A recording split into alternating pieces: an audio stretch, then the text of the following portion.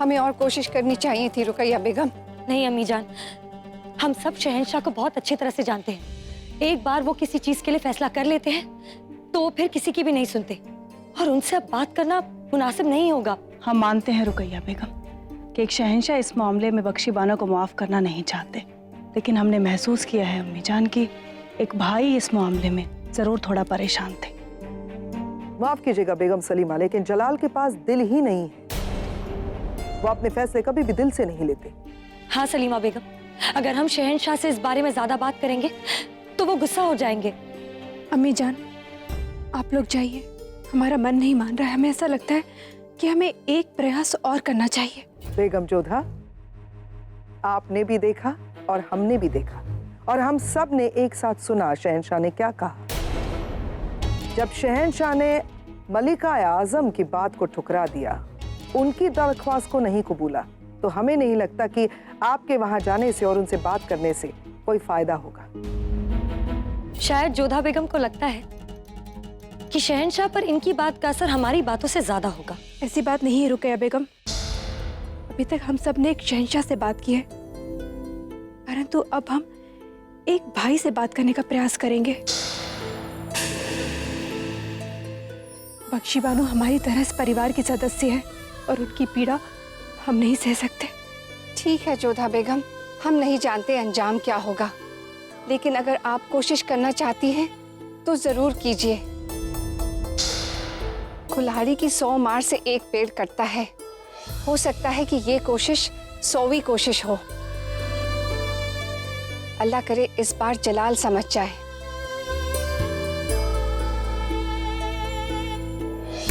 कुछ नहीं होगा अम्मी जान, जोधा बेगम जिस तरह गई हैं वैसे ही उल्टे पांव लौट भी जाएंगी। हमें तो डर है कि कहीं एक गुनहगार की पैरवी करने के लिए जलाल उन्हें सजा ना दे दे।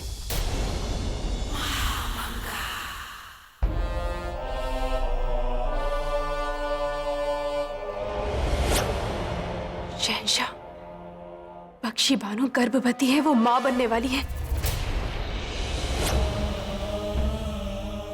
हम आज सबके सामने ऐलान करते हैं कि हमारा और बख्शी बानो का किसी किस्म का रिश्ता अब नहीं रहा।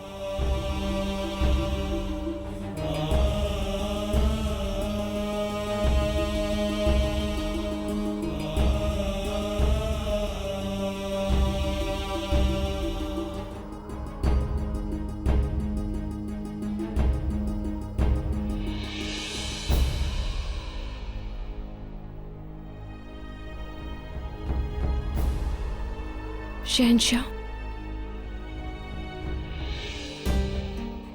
जोधा बेगम, हम पहले ही सबके सामने कह चुके हैं, हम अपना फैसला नहीं बदलेंगे।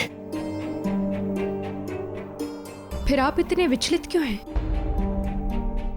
इस न्याय के तराजू के सामने आप तभी आते हैं जब आप बहुत विचलित होते हैं, और हम जानते हैं कि आप विचलित क्यों हैं, क्योंकि अंततः बख्शी बानो आपकी बहन ही है ना। मगर इंसाफ कोई रिश्ता नहीं दिखता है जोधा बेगम। इंसाफ अंधा होता है, वो गुनहगार को सजा देता है और मजलूम को राहत। और बख्शी बानो हमारी गुनहगार है, उसे सजा देना हमारा फर्ज है। बिल्कुल सही कहा आपने, अपराधियों को दंड देना आपका कर्तव्य है, परंतु निरपराध को बचाना भी। आपने हर बार ये सिद्ध किया है कि कभी भी न्याय देने में आप चुके नहीं हैं, फिर भले वो शरीफुद्दीन जी हो, आदम खान हो या फिर बख्शी बानो। और चूक होनी भी नहीं चाहिए जोधा बेगम, यही मुगल कायदा है। वही मुगल नियम ये बात भी कहता है कि भले ही 100 अपराधियों को दंड ना मिले, दंड मिलने से चूक जाए, परंतु एक भी निर्दोष को दंड नहीं मिलना चाहिए। शरीफुद्दीन जी और बख्शी बानो को आपने दंड दिया, बिल्कुल ठीक किया, परंतु उस मासूम बच्चे का क्या दोष है शहंशाह? उसे किस बात का दंड दे रहे हैं आप? माना कि मुगल नियम के अनुसार माता पिता के किए हुए अपराध का दंड संतान को नहीं मिलता है, परंतु वो अपने माता पिता से तो दूर हो जाएगा ना, उनके प्रेम से तो वंचित हो जाएगा ना वो बालक। जब वो बालक जन्म लेगा, बड़ा होगा, तो वो क्या सोचेगा कि आपने उसे किस बात का दंड दिया? बिना उसे जाने, बिना उसे पहचाने, बिना उसे देखे आपने उसके संसार को दुख से भर दिया। क्या वो मुगल नियम और न्याय को धिक्कारेगा नहीं? संबंध की डोर बहुत कोमल होती है शहंशाह, इसे बहुत संभाल कर रखना पड़ता है। और हमने आप ही से सीखा है कि दंड उसी को देना चाहिए जिसका दोष हो, निर्दोष को नहीं। जब शिवानी ने मुगल सल्तनत को कलंकित कर दिया था, तब आपने हमें दंड नहीं दिया, क्योंकि आप जानते थे कि हमारा अपराध नहीं है। बख्शी बानो को आप दंड दें, यह आपका अधिकार है, परंतु एक भाई होने के नाते, अपनी बहन के होने वाले बच्चे के मामा होने के नाते भी आपका कुछ कर्तव्य है शहंशाह। और हम बस आपको वही कर्तव्य याद दिलाने आए हैं। और फिर मुगल सल्तनत में एक नियम और है, जिसके साथ अपराध हुआ हो, यदि वो अपराधी को क्षमा कर दे तो वो दंड रद्द हो जाता है। यही रुकैया बेगम ने आदम खान के साथ किया और मिर्जा हकीम ने हमारे बापू साहब के साथ। तो जब हमने बख्शी बानो को क्षमा कर दिया है शहंशाह, तो आप अपने मन में बोझ लेकर क्यों बैठे हैं? हम जानते हैं कि आप बख्शी बानो से बहुत प्रेम करते हैं, और उसी प्रेम के खातिर हम आपसे विनती करते हैं शहंशाह, आप एक बार पुनः इस निर्णय पर विचार कीजिए। ऐसे निष्ठुर बनकर आप हमारे साथ भी अन्याय कर रहे हैं शहंशाह, क्योंकि हमसे बख्शी बानो की पीड़ा सहन नहीं होती है। हम आपसे हाथ जोड़कर विनती करते हैं, एक बार पुनः विचार कीजिए अपने इस निर्णय पर।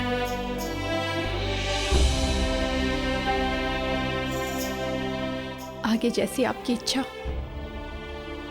आज्ञा दीजिए। प्रणाम।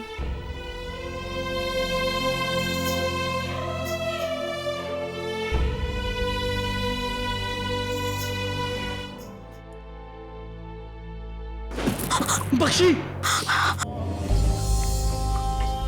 अब ठीक तो है?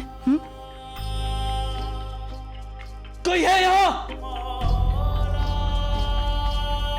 तुम लोगों को यहाँ बख्शी बानो की देखभाल के लिए रखा गया। जब जरूरत पड़ी तो कहां थे तुम लोग? ध्यान रहे, अगर बख्शी बानो की सेहत के साथ जरा सा भी खिलवाड़ हुआ तो हम तुम सबको जिंदा चुनवा देंगे। जाओ यहां से। और आप इतनी लापरवाह कैसे हो सकती हैं बख्शी? आप पर होने वाले बच्चे की जिम्मेदारी है।